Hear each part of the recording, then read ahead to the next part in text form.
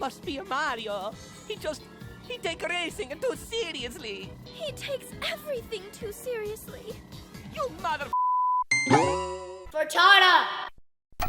Today proves without a shadow of a doubt that everything I said about Mario Kart World being a half-baked product was true. And after all the flack I caught from Nintendo fanboys on Twitter, in denial, telling me it's more than enough for $80. Well, today's updates, after a month of complaining, prove to me and should prove to you that Nintendo sold you something that wasn't anywhere near completion. This was a rushed game. These updates literally add new content, fix things, and push the Mario Kart World experience to being closer to what a final product looks like. But before we get into that topic, I just want to remind all of you that silver play button for reaching 100K is almost here. Last ground it touched was in Nampa, Idaho, which means it's less than at least 24 hours away, so we can finally get that face reveal you subbed for. I'm assuming that's what you subbed for, because I know you guys want to throw tomatoes at it. And since reaching 100K, it's been hard to find a new goal, so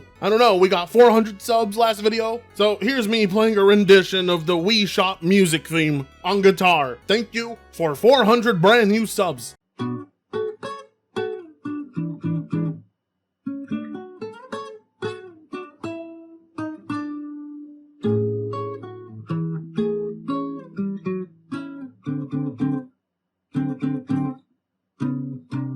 As I said, the new Mario Kart World update that just came in is not only proof that they half-assed the whole thing, but also goes to show you that no, complaining and whining and what you call quote-unquote Nintendo hate or Nintendo blind hate actually works. For as much as Nintendo guys on Twitter want you to stop bringing up these issues and shut up about them and just consume product, they really should be thanking everybody who's been the most critical of Nintendo. And I'll explain to you why. I mean, take a look at this tweet, for example. No controversies, no bad business practices, love and respect their fans. The real Big Two. Reality can be whatever I want. Mother of Christ, I'll have what he's smoking. Actually, on second thought, based on how stupid of a statement that is, that could be quite a dangerous substance. Might make a 4-story drop from a window look like you're jumping into a pool, because I don't know how anybody could view any gaming company this way. I can't think of a single video game company that is free of any sort of wrongdoing. I can't even imagine living in a world where I can pretend those things don't exist, which is the world these guys live in. They're very much aware of what Nintendo does or any other gaming company, but when the relationship you have with a gaming company is a parasocial one and not a fully transactional one, you're gonna find yourself defending and standing by them at the lowest points possible, which is exactly what these guys did with Mario Kart World, saying that all that criticism was unnecessary. And then this update that's supposed to fix all of the problems that everybody has been complaining about is going to fix the game you claim has no issues and is perfect as is and worth $80, and it's okay that Nintendo did that. But, you know, before I get too carried on ripping into those losers, let's actually read what's in that update so I can prove to you once and for all that this was a rushed game. As a matter of fact, they're pulling off what every other AAA developer does, and that is charge you full price at launch for a title that is going to be updated and changed over time, resulting in a more finished product. People say Nintendo is usually free of this. I'm here to prove to you that is not true. And they charged you an extra $20 more than other developers at the same time. Think about it. Latest update version 1.20, released July 29th, 2025. General. In the versus race of single player added no comm to the comm rules. Wait, really? This didn't exist? I mean, it's not like that big of a game-changing update, but its exclusion at launch is definitely eyebrow-raising. And the versus race of single player and multiplayer added mushrooms only to the item rules. Oh, that's strange because you could do that in Mario Kart 8. How this was missing at launch, I don't get it. I'll call that an $80 oversight. And what I mean by that is once Nintendo saw your $80 in your hand, they forgot what they were programming. You can now choose View Replay after downloading ghost data in time trials. Again, another feature that was missing and now exists a month later. All of these things are going to start adding up as we continue. You can now choose whom to watch when spectating in Knockout Tour and Balloon Battle in online play, wireless play, and LAN play. Really? You couldn't even choose who you were spectating before? Again, it's these little things not being there at launch at full price that can't be overlooked. You can now see the waiting time until the next race or battle starts in online play, wireless play, and LAN play. What? There was no way of seeing how long it would take until you got into the next race? That's a very useful thing to have displayed on screen. I don't know how that was missing. When using camera play and multiplayer and online play, the game will now remember the camera cursor position and size until the player closes the game. You see, that's like a smaller issue that I could see being there at launch. On the free roam map, when you gather all of the P switches, question block panels, and peach medallions, the colors of the various numbers will now change. Okay, that's nice and all. I mean, that's an indicator that you've collected them all, but there's still no update that addresses the fact that you have no way of keeping track of all the ones you've already found in which locations on the map. There's still no map indicators for this. I mean, it's a step in the right direction, I suppose. Once they turn gold, that means you found them all, but finding all 394 aimlessly? No, there still needs to be an update that fixes that, because that's just ridiculous. Not good enough. Made calm weaker and everything other than battle.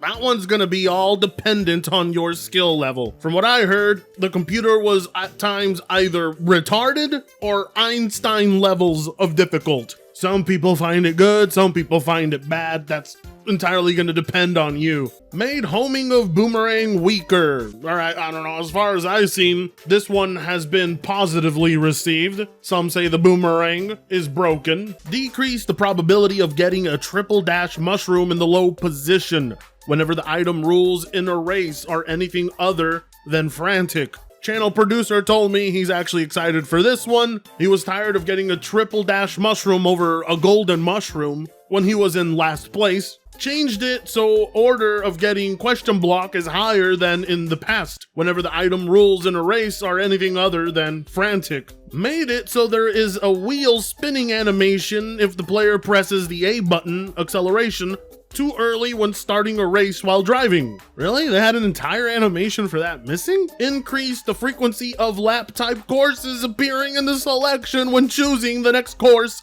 in versus race and wireless races. Okay, this is the big update. This is the one that's not so much of an update, but them reverting back to what was there at launch. I mean, it sucks that it's still all based on chance, but at the very least, it now appears more, which is what was highly demanded. This is the change originally made by Nintendo a month ago that caused people to quit playing. It was that severe of an update that affected it, and now it would seem they listened.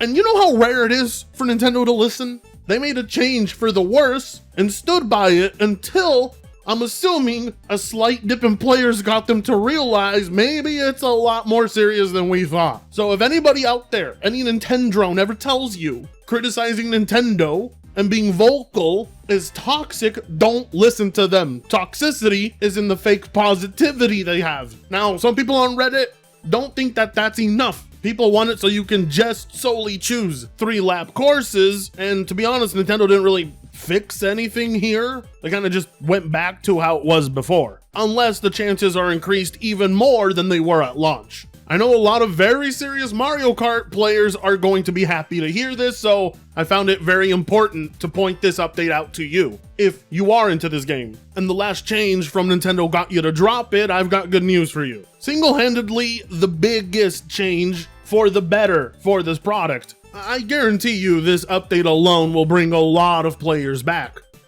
Now comes all of the minor bug fixes, because I didn't even know this game had bugs. And you would figure for a game 10 years in the making, there wouldn't be this many existing issues and need for updates, because believe me, this is just scratching the surface. Mario Kart World has a long way to go. And for $80 to have this many issues, especially waiting for 10 years, this is not acceptable. Just look at this. Fixed an issue where the rate fluctuations were sometimes displayed incorrectly in wireless races. Fixed an issue where the vehicle would stay floating in air when jumping off a half pipe. Fixed an issue where when a player crashes while gliding and uses Bullet Bill, they go out of the course. Fixed an issue where if a player quits a rewind in the location they were wall riding, the driver's posture would not return to what it was before. Fixed an issue where the item that was displayed in the item slot would turn into something else when using it. Fixed an issue where in online play the player would not dash even when getting on a dash panel. Fixed an issue where the points in a team race in wireless play would display incorrectly. Fixed an issue where sometimes controls were inoperable on the menu screen after the player was retired in balloon battle in wireless play. Fixed an issue where a Peach medallion would sometimes disappear when doing rewind in free roam. Fixed an you get the point. I mean, it goes on and on and on and on. There is a lot of bug fixes here. Some of these I did not even know existed until I actually looked on YouTube and on Reddit and saw that yes, these were all issues people had been facing previously. Only if you were paying attention, of course. One can't help but feel Nintendo's prestigious seal of approval has lost all value and meaning. At one point, they were the devs to publish a game and never really need to quote-unquote fix said game. Now Nintendo has become like every other AAA developer. Here's what I think happened with Mario Kart World. I think Mario Kart World was originally supposed to be a Switch 1 game, and they decided to make it a Switch 2 game because of technical difficulties, but also because they needed a piece of software to entice people to buy the device. Let's face it, Mario Kart World is going to be the biggest game to ever release for this system. No other game Nintendo releases is going to top it. They wanted to be out the gate already with their biggest title, but it wasn't ready. It wasn't complete. It was unfinished and still needed a lot of polish and a lot of updates in the future. And they still have the audacity to slap $80 onto this thing and sell it. That's the most frustrating part. It's proof that it doesn't matter who it is. $80 ain't worth $80. Even Nintendo is capable of doing exactly what every other AAA developer does, releasing unfinished products at full price, and everybody who pays full price only did so as a way of having early access. Because the Mario Kart World you get a year from now is going to be drastically different, I guarantee it. Even then, this update isn't really fully addressing issues. It's more like a band-aid. People still want custom items, not just mushrooms only option. People need a solid way of keeping track of all those P-switches, medallions, and stuff across the map. People need a proper way of actually manually selecting 3-lap courses. In some ways, Nintendo hasn't really resolved the overall issues. It seems they still want people to play Mario Kart World as they intended, and that's very frustrating for Mario Kart 8 players who were used to a more catered experience before. Seeing these changes after hearing Nintendo guys on social media saying people are just being whiny bitches is hilarious. No, if you paid $80, you got every right in the world to complain, and you should never stop complaining. Always voice your concerns, voice your displeasure. How else are changes supposed to be made? By being a blind, mindless consumer who gives no actual feedback? No. Nintendo wants to charge you $80, you make them work their ass off. As it stands, the product is not complete, so hold their feet to the fire. Make it very well known to them that you've waited 10 years for this. That being said, like, comment, share, and subscribe if you so choose to, and I'll see you in the next video. Fritongo sucks ass.